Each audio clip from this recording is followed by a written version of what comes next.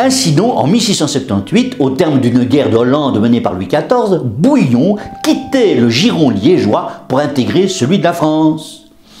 Ce qui mettait un terme à 7 siècles de vie commune. Ce verrou des Ardennes devenait protectorat français, patrimoine des seigneurs de la Tour d'Auvergne. Il faudra Waterloo pour, plus tard, détacher définitivement Bouillon de la France.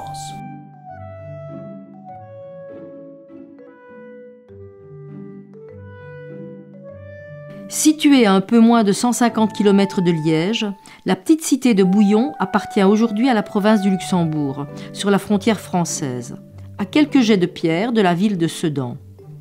Comme on en conviendra, elle n'est pas exactement dans la périphérie liégeoise. Elle entra pourtant dès 1095 dans le giron de la principauté, au temps de l'évêque Otbert. 150 km ? Dis donc, c'était plutôt étendu la principauté. Ah oui, c'était une entité assez visible sur une carte. Mais comment Bouillon a-t-elle pu être liégeoise? C'est une histoire assez ancienne.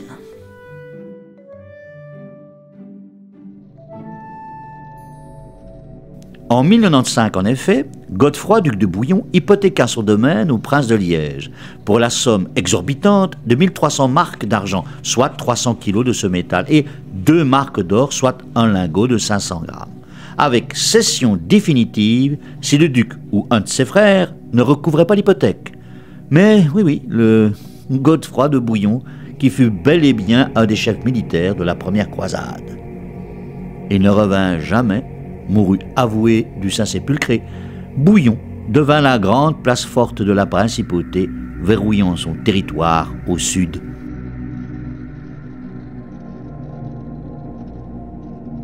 L'acquisition de Bouillon par le prince de Liège n'était pas un événement mineur. Chacun s'en persuadera en se souvenant avoir admiré, par le passé, la forteresse du Xe siècle, cramponnée à son piton rocheux par-dessus la Semois. Position réputée imprenable. Oui, ce donjon fut longtemps une des sentinelles les plus sûres de notre territoire. Aujourd'hui encore, on peut visiter des chemins de ronde qui culminent à plus de 100 mètres au-dessus de la Semois qui coule en contrebas. Un aperçu sur l'art militaire d'il y a 1000 ans. Bouillon est un des châteaux du Moyen-Âge les mieux conservés d'Europe, et c'est à ce titre qu'il est abondamment visité. Il offre d'ailleurs à chaque curieux qui passe sur son pont-levis une leçon sur l'art militaire de cette époque brutale.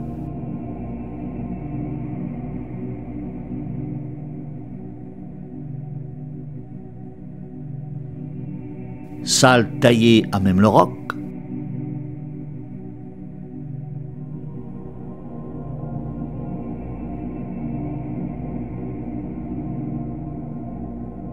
meurtrière aux murailles,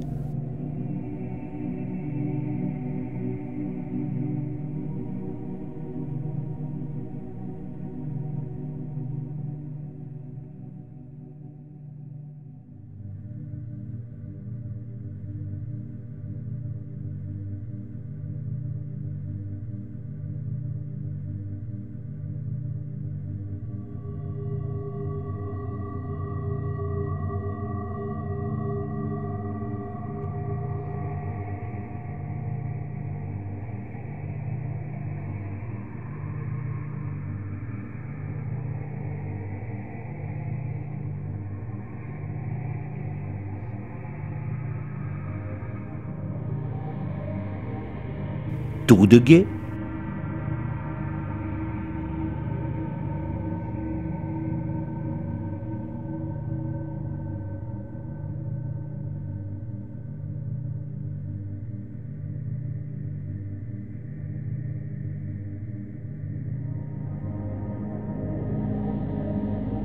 souterrain dont un de plus de 80 mètres de long.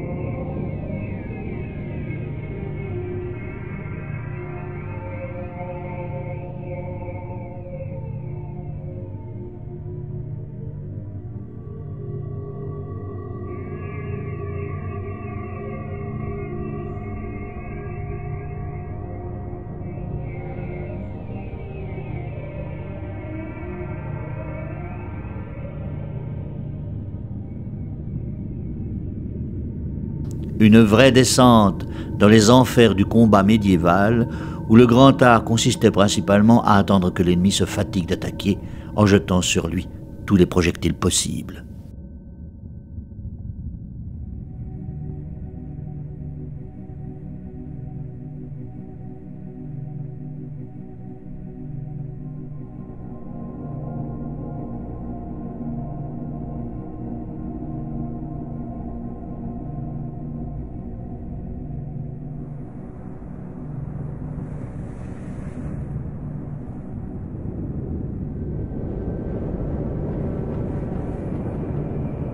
Le château pouvait entretenir une garnison de 200 hommes et était capable de résister à de longs sièges grâce à la taille de son magasin de vivres et grâce surtout à sa citerne d'eau permanente.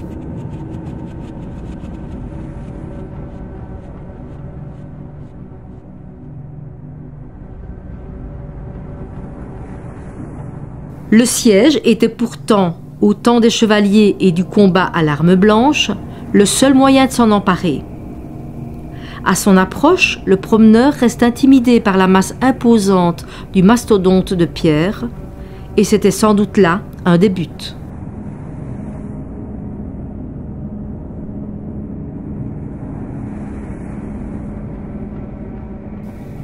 Un spectacle de rapaces est offert aux visiteurs. Pourquoi ? Ce spectacle donne aux visiteurs l'impression d'un voyage plus concret à travers le temps, à l'intérieur de ces murailles millénaires. Une immersion en quelque sorte, au temps où rien n'était prévu pour le confort. Et où tout était voué à l'art de la guerre. Tu parles qu'on a envie d'y retourner à cette époque ?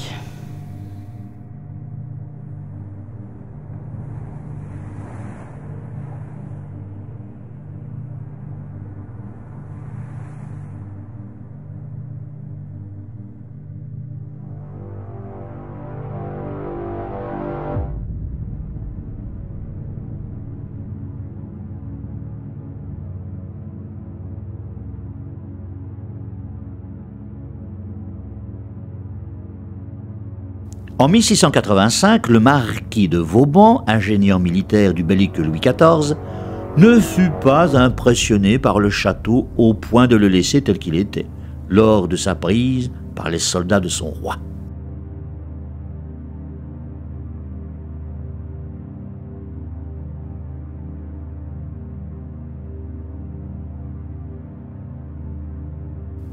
Le célèbre expert en polyorcétique, l'art militaire du siège, modifia le château, du moins ses fortifications, élevant 9 bastions surveillant la Semois et perçant 3 portes d'accès dans l'enceinte.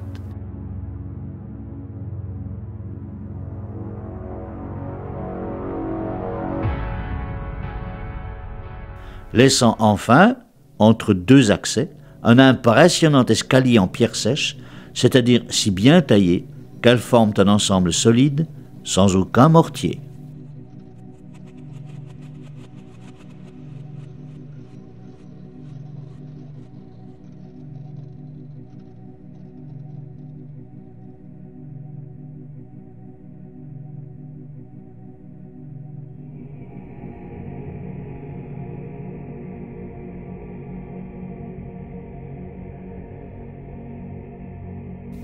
Les occupants hollandais, toutefois, se montreront moins respectueux encore du vénérable château, puisqu'en 1824, ils détruisirent le donjon médiéval à 3 étages, qui avait survécu à tous ces siècles de bataille.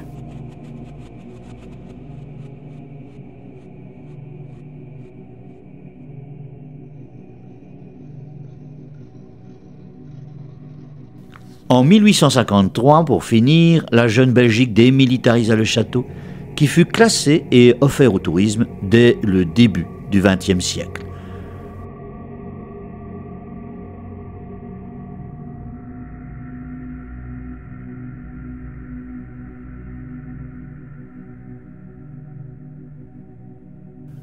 Guderian, toutefois, le grand exécuteur de l'invasion allemande de mai 40, vint y loger quelque temps le QG de son 19e corps d'armée. Bouillon avait été âprement défendu par les Français, qui ne voulaient pas d'une autre défaite de Sedan et qui l'eurent tout de même surpris par l'irruption des tanks par-delà l'épaisse forêt des Ardennes. Des blindés? Le pauvre château de pierre ne faisait plus le poids. Non, le cyclope n'avait pu cette fois intimider les envahisseurs.